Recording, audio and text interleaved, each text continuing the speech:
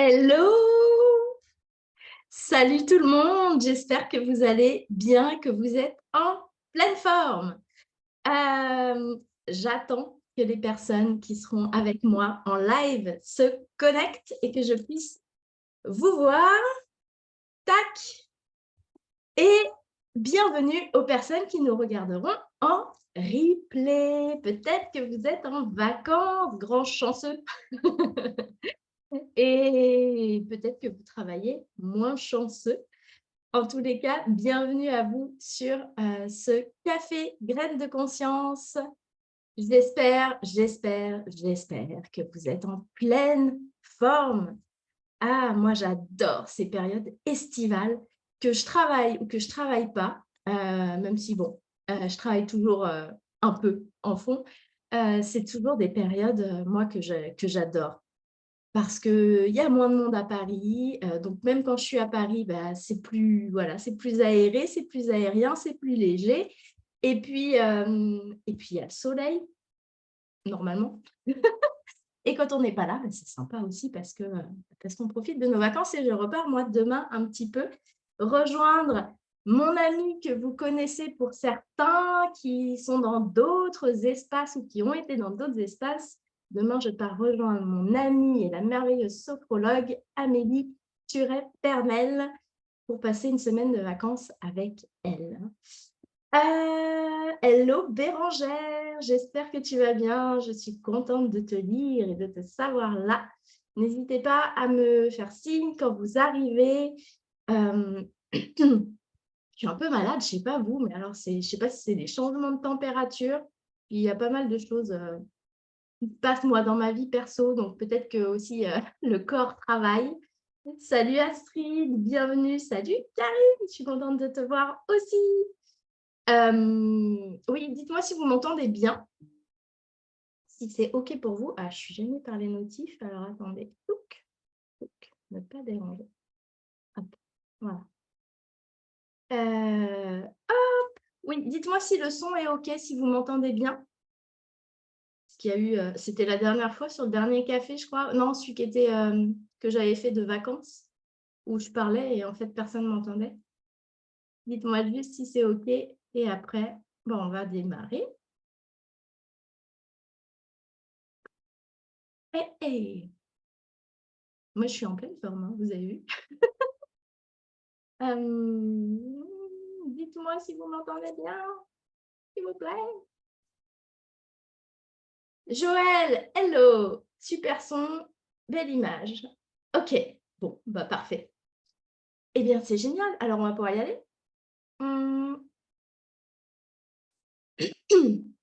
Alors, du coup, le sujet d'aujourd'hui, c'est, on va parler de nous en tant que parents et puis aussi de nos clients, qu'on ait des clients enfants ou des clients adultes ou des clients familles. Parce que dans ces 3 cas-là, en fait, c'est intéressant d'aller explorer ce sujet-là. OK, merci Astrid, merci Karine. N'hésitez pas à poser des questions dans les commentaires, à interagir, à partager aussi peut-être du vécu, parce que ça nous parle, je pense, à toutes et tous. Parfois, on en est moins conscient et c'est justement un peu l'objet de cela et c'est de mettre de la conscience dessus pour pouvoir avoir un niveau de vigilance. Alors, de quoi on parle? Parce que je parle comme si le sujet était posé. Je vous l'ai annoncé, mais le sujet, c'est de parler de, en fait, quand on est parent et qu'on a vécu des carences, des blessures, des carences matérielles, des carences affectives, et qu'on en a conscience et qu'on en a souffert. Alors, ça ne veut pas dire qu'on les a forcément guéris, pacifiés, mais en tous les cas, on sait que c'est là et on sait qu'on en a souffert. Et très souvent, quand on a conscience de ça, eh bien, il y a des personnes qui vont aller reproduire des scénarios souffrants qu'ils ont vécu en étant enfants, soit parce qu'ils n'en sont pas conscients, ça c'est autre chose, soit parce qu'ils n'arrivent pas à faire autrement. Et puis, il y a aussi les parents, et moi j'en fais partie, en tout cas, pour certaines choses dont j'ai pu prendre conscience, des parents qui vont essayer de prendre le contre-pied en fait de ce qu'ils ont vécu parce que justement ils en ont souffert quand ils ont été enfants. Ils ne veulent pas en fait avoir la même posture parentale, les mêmes comportements parentaux que leurs propres parents parce qu'ils savent que ça les a fait souffrir et ils n'ont pas envie, eux, de faire souffrir leur enfant. Nous, parents. Est-ce que ça vous parle pour les personnes qui sont en live ou pas? Ça peut aussi ne pas vous parler parce qu'il y a plein de gens qui ne vont pas, déjà parce que le travail sur nos blessures, notre enfance, c'est quelque chose qui est assez récent. Donc, ça veut dire que déjà, il y a toute une génération de parents qui n'a pas fait ce travail-là, donc qui n'a pas eu conscience de tout ça, donc qui n'a pas pu aussi essayer de faire autrement. Hein. Nous, par exemple, quand je vois notre génération, ma génération, et puis les suivantes aussi, moi j'ai 44 ans, bientôt 45, 44 ans, nos parents n'ont pas fait tout le travail que nous on fait. Donc forcément, ils ont fait avec les moyens du bord, sans forcément avoir conscience des choses. Ça te parle, Karine? Ouais. Et nous, c'est un peu différent parce que et puis là, vous êtes nombreux à être thérapeutes. Si vous êtes dans ce groupe, c'est que vous avez un niveau de conscience aussi qui est un peu différent d'autres personnes. Donc forcément, vous êtes là-dedans. Donc ça concerne beaucoup les parents qui ont fait un travail en fait d'introspection, qui ont fait un travail d'exploration intérieure, qui ont fait une thérapie, une psychothérapie, une psychanalyse à un moment donné de leur vie parce qu'ils ont eu des choses à aller travailler ou que se sont présentées dans leur vie des difficultés qui les ont amenés à faire ce travail. Et donc, comme je le disais, je trouve que c'est intéressant de même quand on est accompagnant aussi, d'avoir ça dans la tête parce que quand on accompagne des enfants ou quand on accompagne des adultes, bah ça, c'est présent. Quand on accompagne des adultes, c'est important aussi de pouvoir détecter quand, avec leurs enfants, ils sont en train de prendre le contre-pied de ce qu'ils ont vécu et qu'ils sont finalement en train de, on va le voir, de reproduire des blessures en faisant l'inverse. Et c'est important aussi quand on accompagne les enfants parce que parfois on a des enfants où les parents nous les amènent en disant là c'est difficile, il a tel ou tel comportement, on a tel ou tel type de relation, moi ça ne me va pas, etc. Mais finalement, je ne comprends pas parce que moi je suis une mère comme ci, je suis un père comme ça, on fait tout pour lui, tatati, tatata. Oui, mais peut-être que justement, en essayant de tout faire pour lui, d'être comme ci, comme ça, mais finalement c'est peut-être un contre-pied que vous prenez par rapport à des blessures que vous avez vécues et finalement, vous êtes en train de créer l'inverse de ce que vous vouliez créer. Parce que c'est souvent ce qui se passe et c'est ce qu'on va voir, c'est-à-dire que quand on prend le contre-pied tout court, j'allais dire sans mesure, sans équilibre et qu'on prend le contre-pied, eh bien, on va aboutir à reproduire. On ne va pas le reproduire de la même manière. C'est en ça aussi que c'est intéressant, moi, c'est ce que j'aime dans le travail que je fais, c'est-à-dire que d'aller détecter justement les blessures, comment elles se sont créées et comment elles se sont ensuite installées dans la vie de la personne, parce que deux comportements différents d'un parent et même des comportements totalement opposés peuvent finalement aboutir à la même situation pour l'enfant. Et donc, en prenant ce contre-pied sans mesure, eh bien, parfois, on va aller créer en fait la blessure qu'on cherche à éviter. Joël, tu dis 2 sujets pour moi, un poids excessif et je crains que mon petit bonhomme passe par la même chose. Et puis aussi, j'ai été rejetée en tant qu'adolescente et j'ai peur que cela arrive aussi à mon petit bonhomme. Quand tu parles de poids, tu parles de poids du corps ou tu parles de poids, de fardeau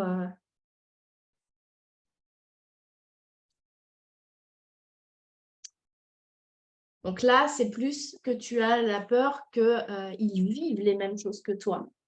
Plus que je n'ai pas l'impression que tu fasses le lien avec toi, dans le sens où c'est pas, à moins que toi, tu aies mis le doigt par rapport à ces choses que toi, tu as vécues, tu as mis le doigt par rapport à tes propres parents, en quoi ils avaient eu un rôle, en fait, dans ce poids excessif ou ce sentiment de rejet.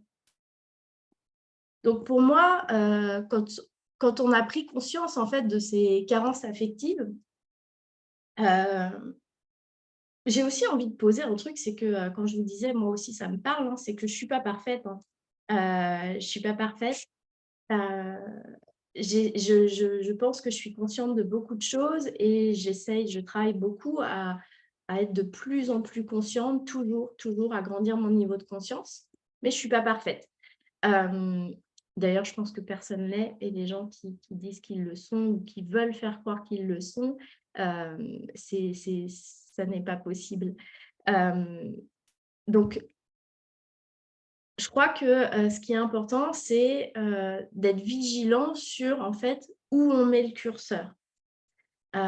C'est d'autant plus important et d'autant plus difficile, ce curseur-là, que quand on a vécu des carences, quand on a vécu du ou des fois les carences sont liées à du trop. On va y venir, mais quand on a, vécu du pas assez ou quand on a vécu du trop, on ne sait plus où sont les limites, en fait. On ne sait plus trop où est ce qui est juste, ce qui est équilibré et ce qui est bon. Ce qui fait que justement, quand on va essayer de prendre le contre-pied, ben, en fait, on n'a pas la compréhension de ce qui est bon et on va avoir tendance à faire tout l'inverse sans trouver justement, cet équilibre.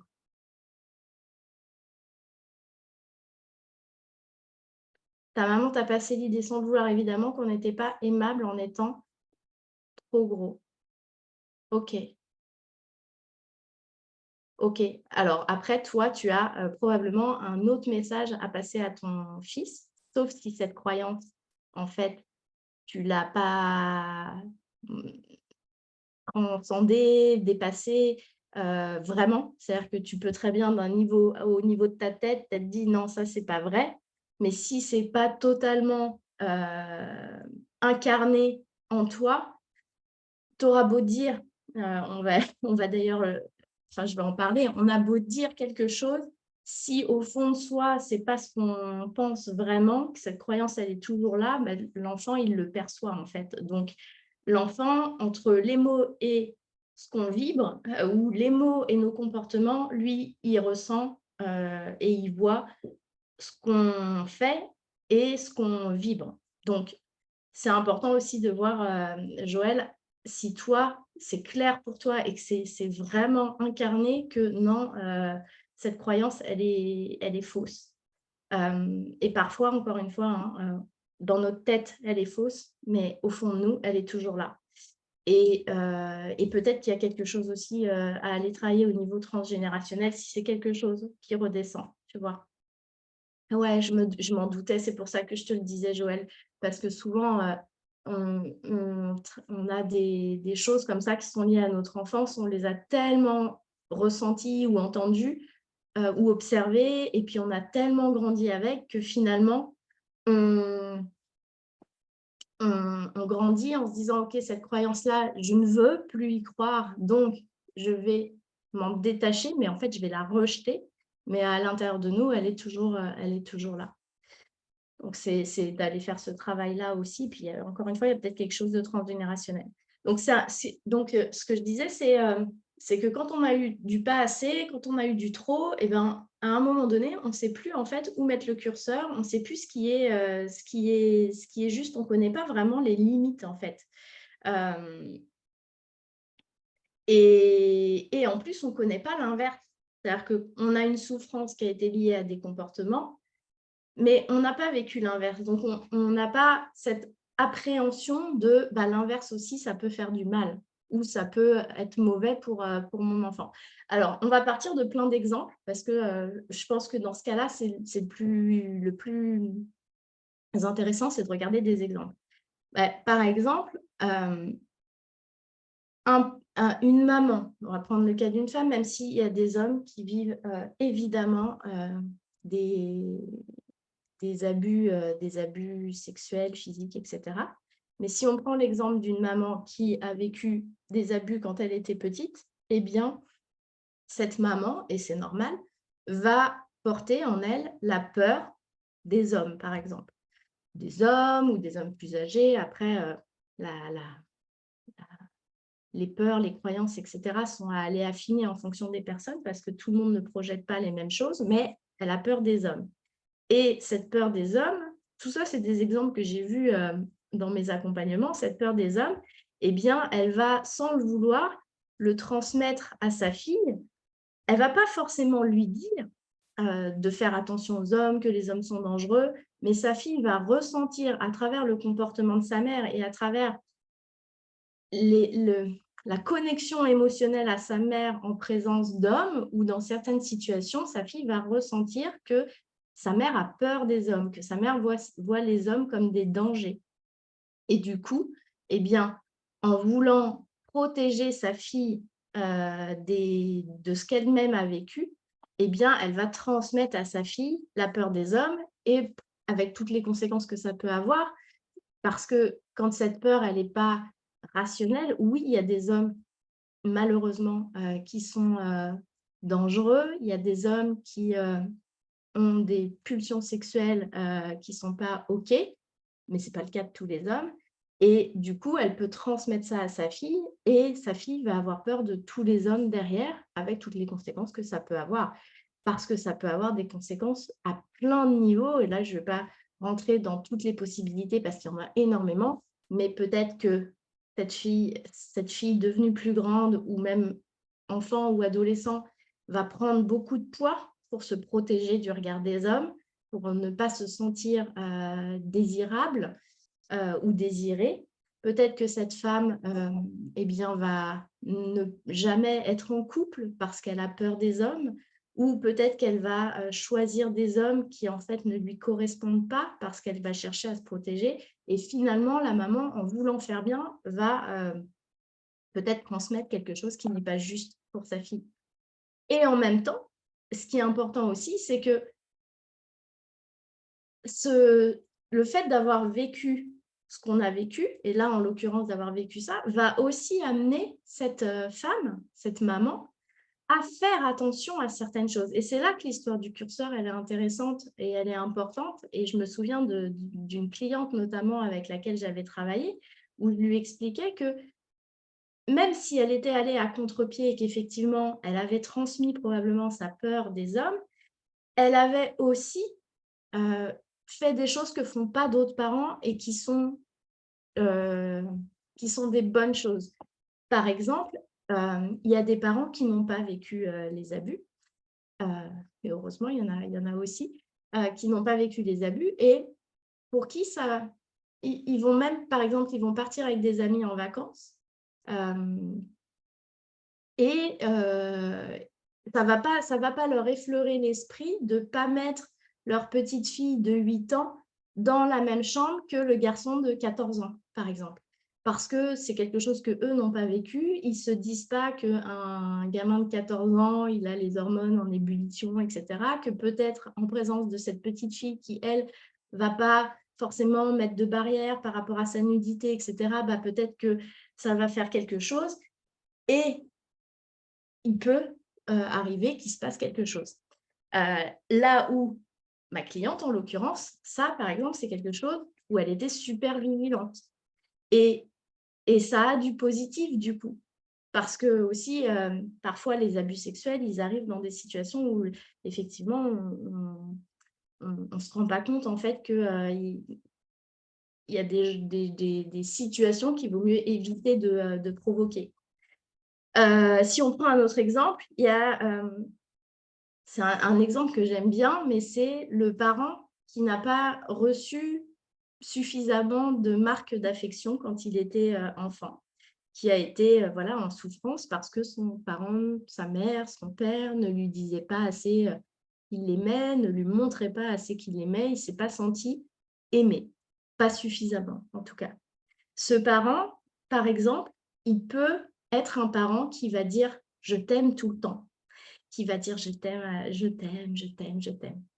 Et qui va avoir le sentiment qu'en disant « je t'aime », et il le pense, en disant « je t'aime » à son enfant beaucoup, ça va permettre à son enfant de se sentir aimé, d'ancrer une certaine sécurité affective et finalement de ne pas recevoir, enfin de ne pas avoir les carences que lui a eues. Sauf que D'abord, ça peut amener un sentiment d'étouffement pour l'enfant. Donc, du coup, ça peut aboutir à la situation inverse, c'est-à-dire qu'à vouloir combler ou prendre le contre-pied d'une carence, ben, finalement, mon enfant, lui, ce qu'il va ressentir, c'est que ça, c'est trop. Et probablement que lui-même, quand il sera parent, il va faire l'inverse et du coup, il va être dans le pas assez. C'est là qu'on voit que de génération en génération, parfois, les comportements s'inversent, mais les blessures sont les mêmes. Et également, le parent qui dit « je t'aime » comme ça beaucoup à son enfant, souvent, c'est parce qu'il projette ses souffrances sur son enfant. Il projette son enfant intérieur sur son propre enfant.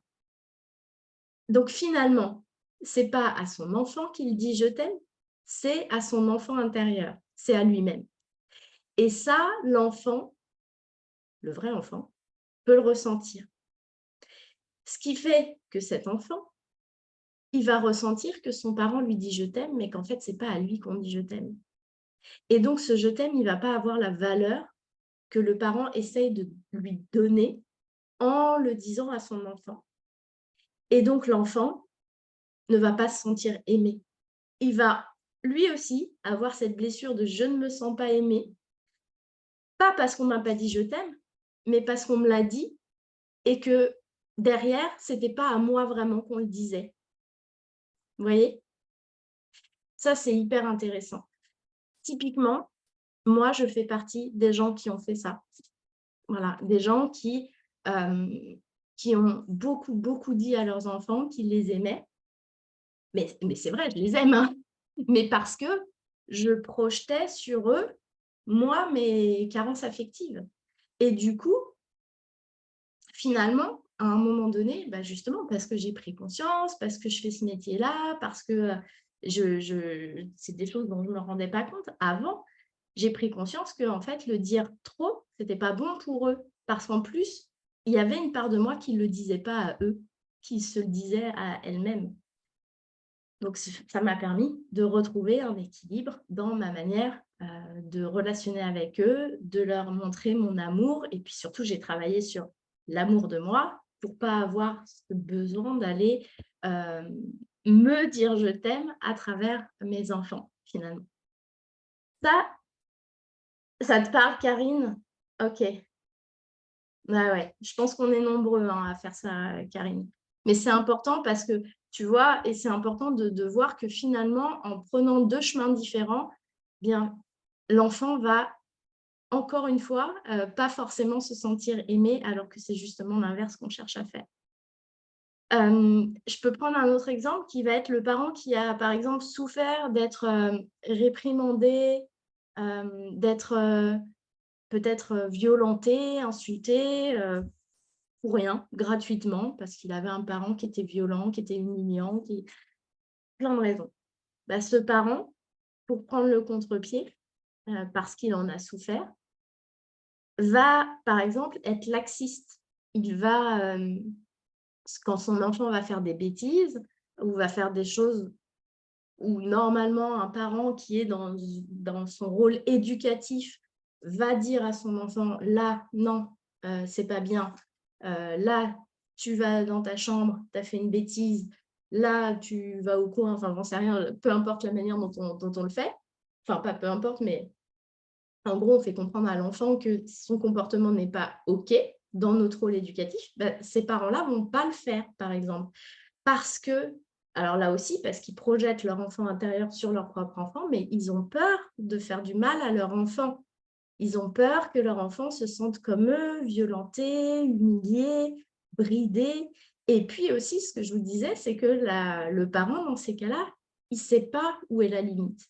Comme il a été éduqué dans la violence, éduqué dans l'insulte, dans l'humiliation, il ne sait pas ce qui est juste. Il ne sait pas à quel moment un enfant dépasse une limite. Puisque lui, en fait, il n'y en avait pas. À tout moment, ça pouvait lui tomber dessus. Et ça fait partie aussi des choses qu'on doit aller travailler. Et moi, c'est des choses sur lesquelles je travaille aussi encore. qui est les limites, en fait. Parce que l'enfant, finalement, il les sent, les limites. Il sent quand il se fait, le parent là dont je vous parle, quand il était enfant, il sentait bien quand c'était injuste. Mais en même temps, si son parent, la personne qui l'aime, la personne qui, plus loin, L', l'aime,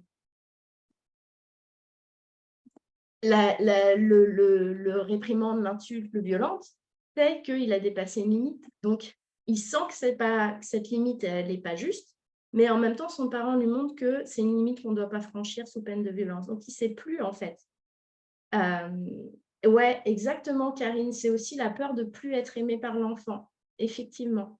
On a peur que l'enfant ne nous aime plus. Et pourtant, un enfant aimera toujours son parent.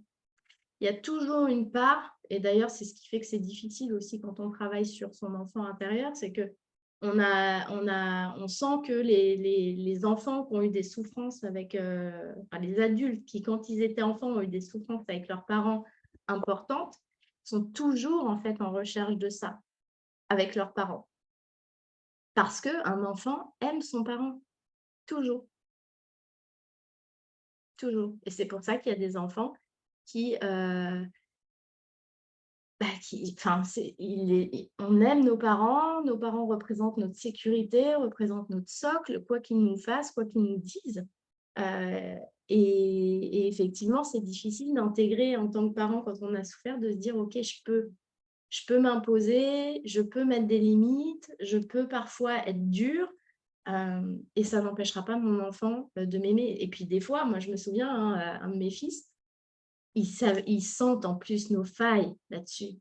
Un de mes fils, par exemple, son truc tout le temps, c'était de me dire, moi je t'aime plus, va-t'en, je t'aime plus, va-t'en, va-t'en, va-t'en. Et moi, c'était, ça me brisait le cœur quand il me disait ça, parce que je croyais qu'il m'aimait plus, quoi. Et c'est vrai que c'est... Salut Maria.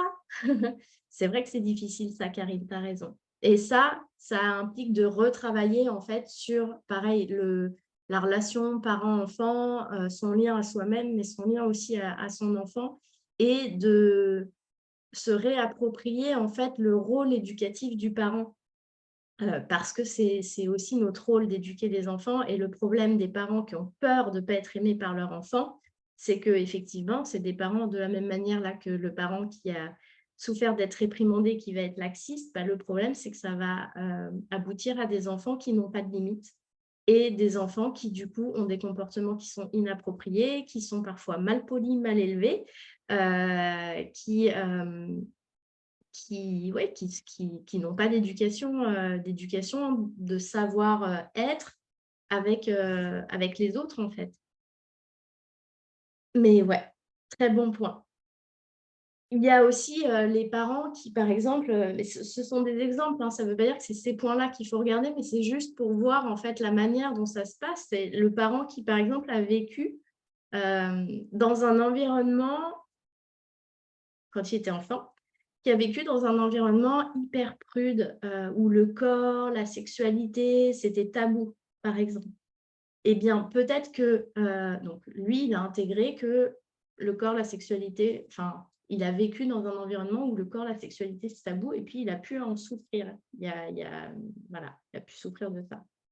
Et bien, peut-être que ce parent arrivé, cet adulte arrivé parent, va faire l'inverse. C'est-à-dire que peut-être que du coup, comme il a souffert de cette pudeur extrême, voire de ce tabou autour du corps de la sexualité, eh bien, va montrer son corps davantage, ou va peut-être beaucoup plus parler de sexualité, etc., avec son enfant.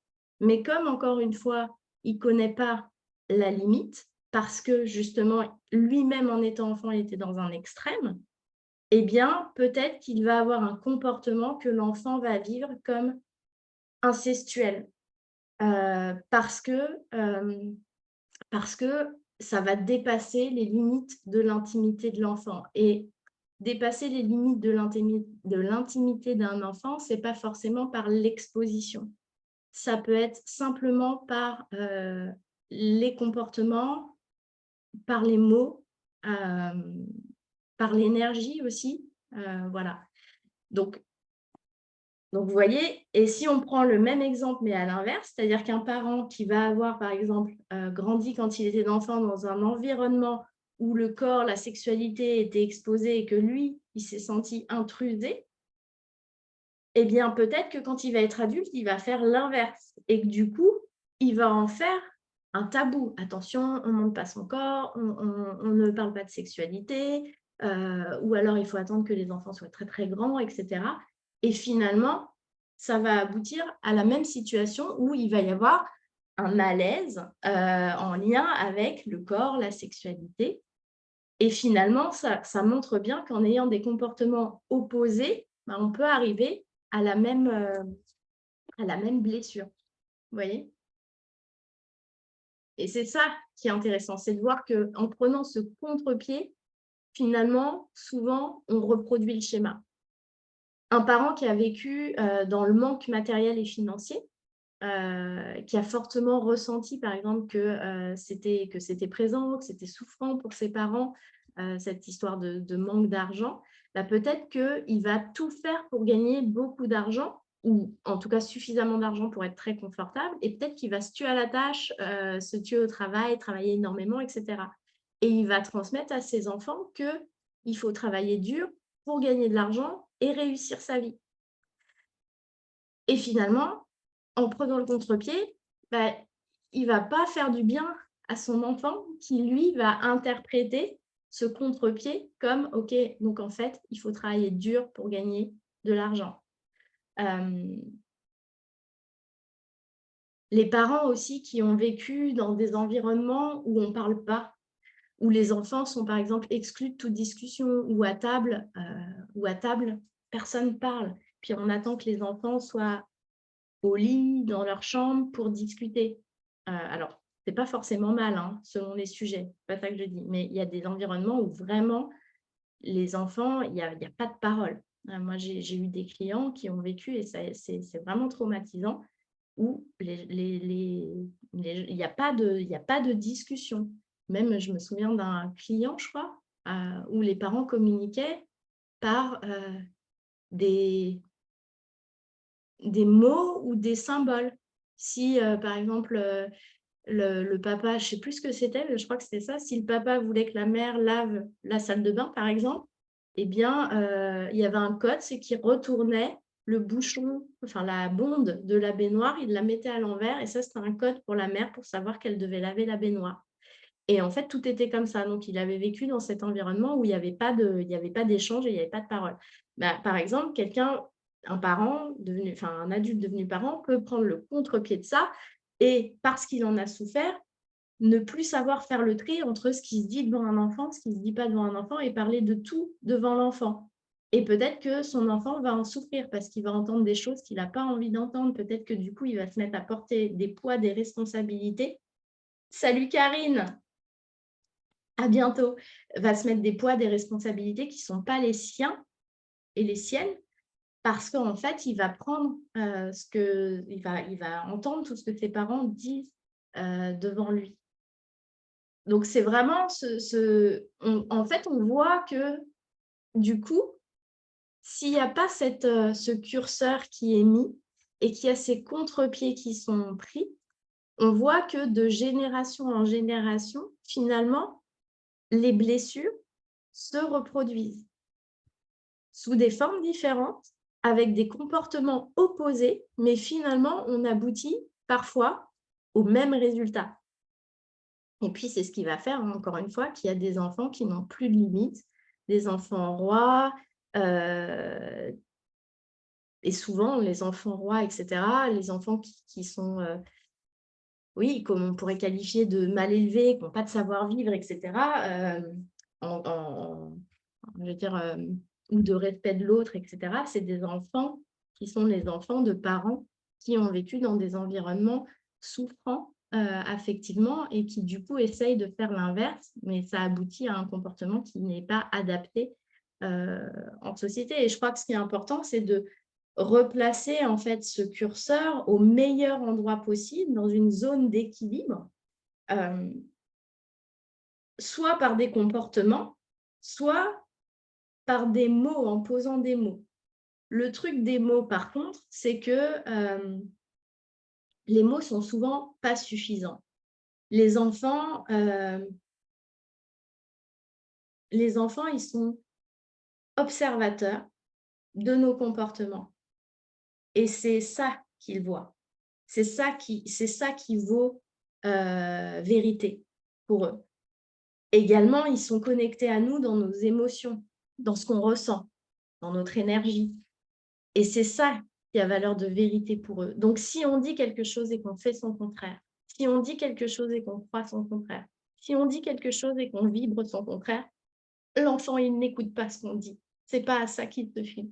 Il se fie à notre comportement, à ce qu'on vibre, à notre émotion. Donc, rétablir avec des mots, c'est bien. Essayer de rétablir l'équilibre avec des mots, c'est bien. Mais ce qui est important surtout, c'est de l'incarner dans nos comportements, de, de le montrer. Je vais finir en prenant mon exemple. Alors, on pourrait prendre d'autres points sur mon exemple en tant que maman. Mais par exemple, moi, par rapport à mes souffrances d'enfant, où j'ai toujours eu ce sentiment, si ma mère m'entendait, elle serait folle. J'ai toujours eu ce sentiment de pas compter, de pas être prioritaire et que je devais faire en fait avec tout. Et du coup, moi, ça m'a amenée avec mes enfants à les faire passer en priorité. Toujours, c'est ma priorité. Alors, à partir du moment où j'ai travaillé sur moi, parce que ça n'a pas été le cas à un moment donné. Quand j'étais RH dans des multinationales, mon travail passait avant toute chose. Mais quand j'ai déconstruit pas mal de choses, que je suis allée au contact de moi-même, de mes souffrances d'enfant, etc., finalement, j'ai pris le contre-pied. Et puis, mes enfants sont devenus la priorité de tout. Alors, c'est bien parce que ils se sont sentis aimés, ils se sont sentis pris en compte, ils savent que ce qu'ils ressentent compte et que j'y fais attention. Mais en même temps, ne pas mettre le curseur au bon endroit, c'est leur renvoyer que leur maman, elle se sacrifie pour eux. Et, j'ai pris conscience à un moment donné qu'en leur montrant que je me sacrifiais pour eux, finalement, je ne les aidais pas parce qu'ils risquaient de porter une forme de culpabilité, de responsabilité sur des aspects de ma vie qui ne les regardent pas.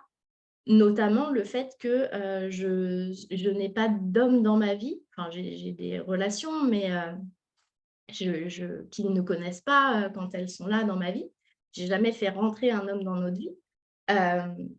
Pas parce que ça s'est fait comme ça, ce n'était pas un choix, même si je pense que derrière, il y avait quelque chose de cet ordre-là, parce que je sais qu'ils souffraient, eux, que d'avoir une femme qui était rentrée dans la vie de leur papa.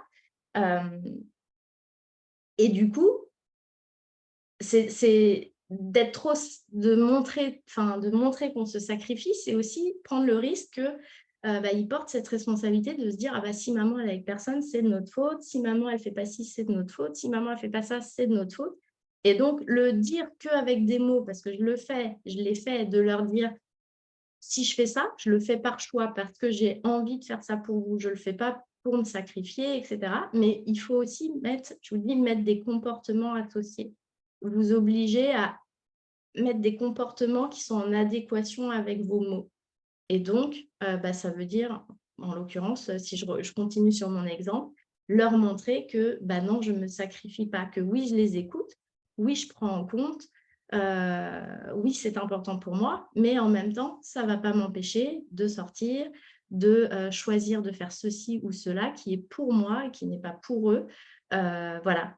Donc, de vraiment trouver cet équilibre et surtout de l'incarner, de l'incarner.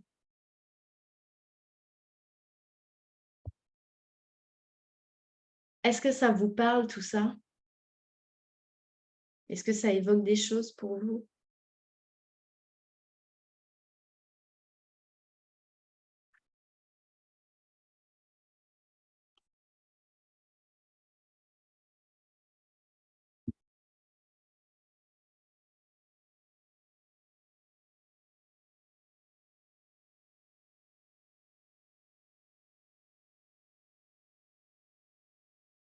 beaucoup, beaucoup. Et comme je le disais tout à l'heure, quand on accompagne des adultes, c'est aussi important de pouvoir, détecter ça, je trouve, pour aider les personnes avec lesquelles on travaille, à réajuster. À réajuster, en fait, pour justement le bien-être aussi de leur enfant et puis le bien-être de leur enfin oui, comment dire? Le bien de la relation avec leur enfant. Heu,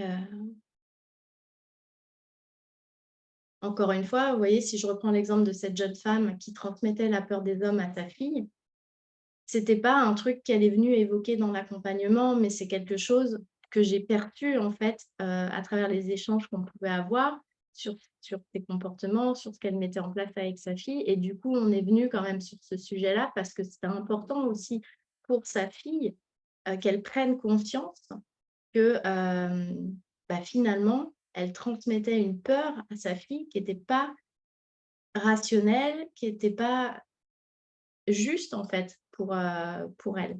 Et puis, c'est important aussi quand on accompagne les enfants, parce que très souvent, quand on accompagne des enfants, les parents viennent nous voir et nous amènent leurs enfants comme si tout le problème venait des enfants, parce qu'ils sont ceci, parce qu'ils sont cela, parce qu'ils se comportent comme ci. Mais un enfant, il ne se comporte qu'en réaction à ce qu'il voit, à ce qu'il ressent, à ce qu'il observe et il manifeste des choses à travers ses comportements. Donc, c'est important aussi de voir, ces points-là.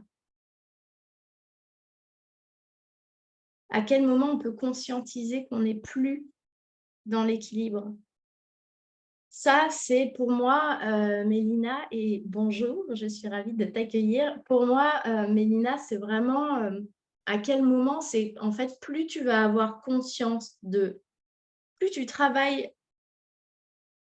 la conscience de toi, donc plus tu vas t'explorer, plus tu vas te comprendre, plus tu vas voir tous tes mécanismes, plus tu vas comprendre comment fonctionne l'humain en général et plus tu vas pouvoir en fait comprendre comment, fonctionne ton enfant aussi.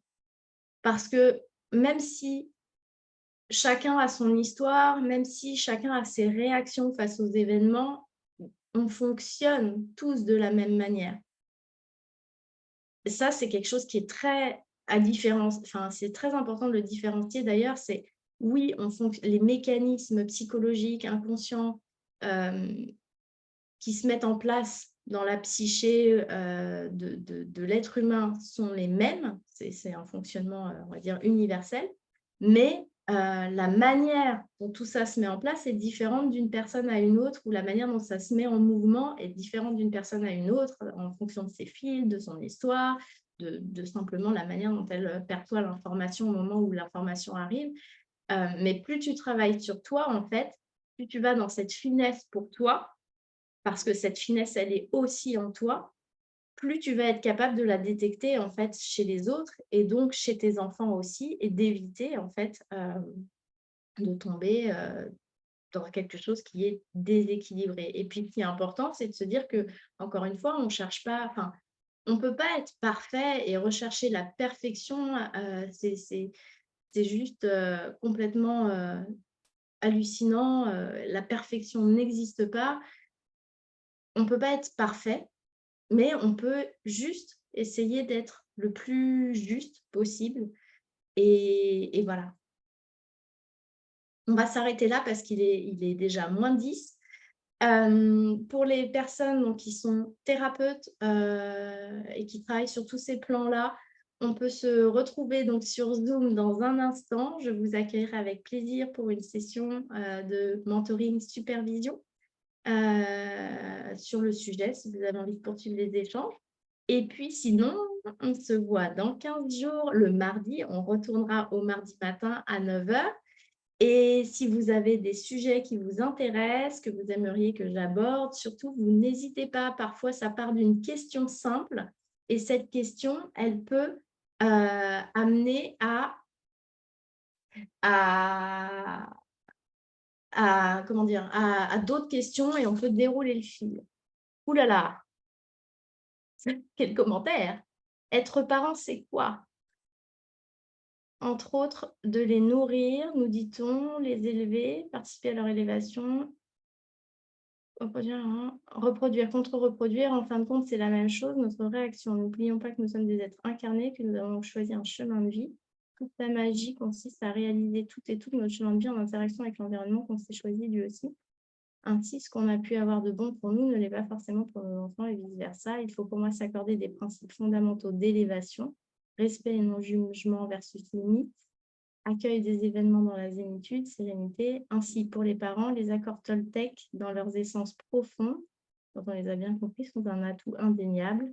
Que vos paroles sont impeccables. Oui, quoi qu'il arrive, n'en faites pas une affaire personnelle, ne faites pas de suppositions, faites toujours de votre mieux. En 2010, avec son fils, Don José Ruiz, Monique Louise a ajouté un 5e accord. Ah, je ne savais pas. Soyez sceptique, mais apprenez à écouter. D'accord. Faire de son mieux en étant le plus impactant pour moi, afin de ne pas se reprocher des choses après. Merci de ton partage, Marc. Je ne vais pas rebondir sur tout ce que tu as déposé. Merci de l'avoir partagé. À très bientôt. Je vous souhaite une belle journée. Profitez bien. Belle semaine et à très vite. Ciao.